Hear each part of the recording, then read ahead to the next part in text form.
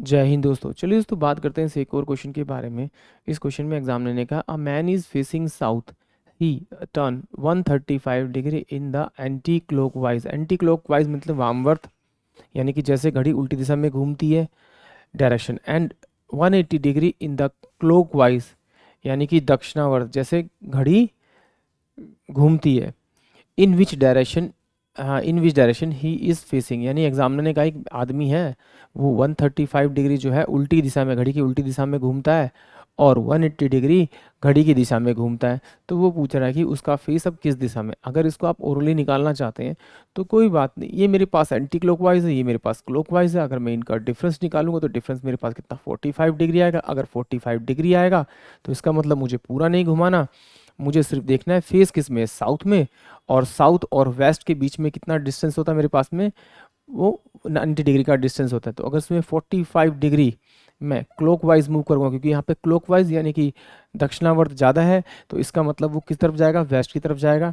तो आंसर जो आएगा मेरा वो साउथ वेस्ट ही आएगा। बट इसे एक बार चेक कर लेते हैं हम लोग फिर भी यहाँ पर, क्योंकि थोड़ा सा दिमाग तो आपको खुद लगाना पड़ेगा, क्वेश्चन को समझना पड़ेगा और क्वेश्चन के अकॉर्डिंग काम करना पड़ेगा अगर आप ओरली आंसर निकालते हैं। देखिए ये मेरे पास क्या था, आपका ईस्ट था, ये मेरे पास में वेस्ट है, ये आपका नॉर्थ है और ये आपका साउथ है। तो इसका जब मैं सेपरेशन करूँगा तो ये वाली जो लाइन आएगी मेरे पास में, ये क्या होगी आपकी, ये नॉर्थ और ईस्ट हो जाएगी आपकी। ये मेरे पास में साउथ और वेस्ट हो जाएगा आपका। इसका बाइसेक्ट करूँगा बीच में से तो ये मेरे पास में नॉर्थ और वेस्ट हो जाएगा। इसके बीच का जो होगा वो साउथ और ईस्ट हो जाएगा।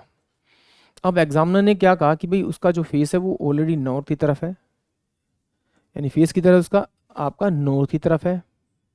अब वो वहाँ से कितना घूमा, 135 डिग्री एंटी क्लॉकवाइज घूमा, यानी कि 135 डिग्री वो एंटी क्लॉकवाइज घूमा, जैसे घड़ी उल्टी दिशा में घूमती है, यानी 45, 45 90 और 45 135, यानी कि वो यहाँ पर आ गया।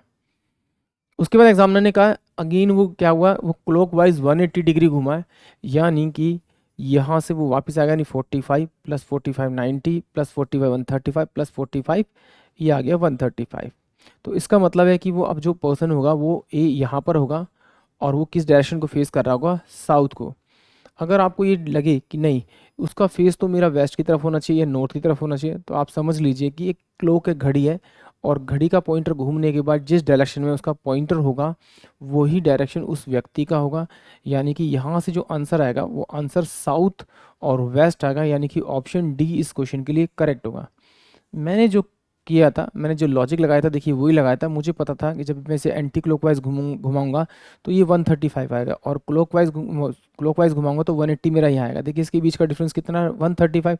तो आप भी डायरेक्ट कर सकते हैं कि भाई जो ज़्यादा वाला है उसमें से कम वाला माइनस कर दीजिए, तो इसका मतलब है कि जो बचेगा मेरे पास में वो ज़्यादा वाले की डायरेक्शन में घूमेगा। तो ज़्यादा वाला कौन सा था मेरा, क्लॉकवाइज, यानी कि घड़ी की दिशा में। तो इसका मतलब है कि अगर मेरे दक्षिण में फेस था तो घूम कर यहाँ 45 आ जाएगा, यानी कि ओरली चाहूँगा तो मैं आंसर इसका ओरली भी निकाल लूँगा। आंसर तो मेरा डी ही है।